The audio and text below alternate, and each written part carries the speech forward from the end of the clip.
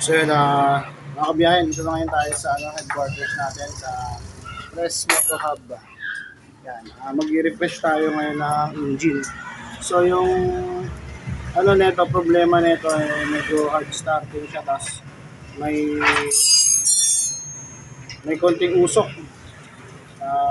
Start siya. So yun, niladiagnose namin ito sa imay namin. So habang binubuksan namin tong Fury, nakita kami ito.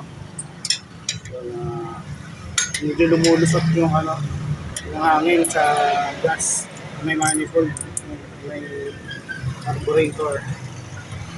So babaklas tayo ng muffler.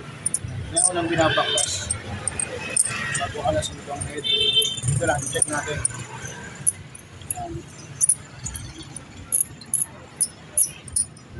And then may kanina bang pinapa-under natin, may na-diagnose tayo na vibrate dito sa head.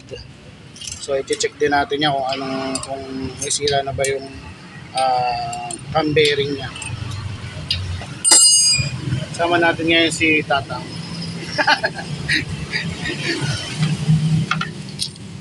Isa sa mga mechanic ng Press Moto Hub.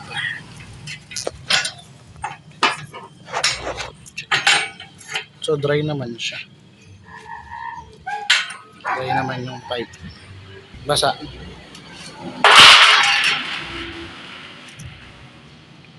So yun, yung spark plug niya basa. Naka-iridium pa si sir. Yan. May langis-langis yung niya, kaya hard starting din. Nagbabasa yung spark plug niya, means yung niya, wiper niya talaga may problema. Yung sa may piston ring. So i-actual checking natin mamaya.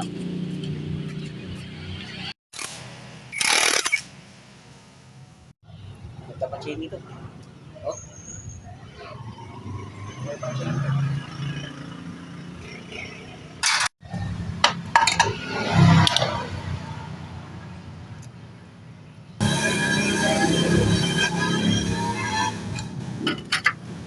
Ako nakaraan na wala engine brake. So na-diagnose natin sira yung clutch housing ni sir. Look siya. Dito tingin ko okay naman yung one way niya. Medyo mainit eh.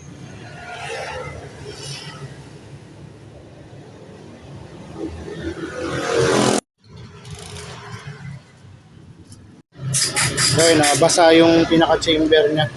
Yung valve. Indication na may mapasok talaga na langis mula sa block punta sa dito sa head. Yung wiper nito tsaka mga piston stock up na. So yun nga, yung una kong diagnose, hindi pa nabubuksan tong makina. Yun nga, stock up talaga yung wiper rings. Ito yung wiper rings eh. Kaya nag-wipe ng mga langis. So yun, hindi na gumagalaw. Yan yung yung indication na starting tsaka pinapasok na yung chamber nung natin langis. Pag ito kasi hindi na gumana, wala nang magawa yung langis papunta dun sa chamber. Kaya tsaka ang dami ng carbon deposit. Ito na-diagnose natin. May konting uga dito. Ito yung nagkukos ng vibration sa head. Hindi na balance yung yung bearing niya. So papalitan natin ng bago. Diagnose natin. Sira na to. Ito okay pa. Maganda pa yung bell niya. Ito okay pa, bagong palit naman ito. So yun lang yung sira. Tapos nagkapalit tayo ng valve seal. After natin malinis yung makina ni sir, tapos pinilitan natin yung mga parts na defective, yun okay na ulit. Pwede na ulit to. Bomba. Yun. Yun, all set na ulit tayo. Yan, pinabit na natin yung fairings. Yan, check na rin namin yung motor. Okay na siya, wala nang vibration. Tapos, pinatest namin kay sir. Yan, okay na ulit. Yan. Sir, salamat sa pagbisita sa hub. Successful na natin. Operation. Yun, salamat sa mga nagsubaybay sa atin.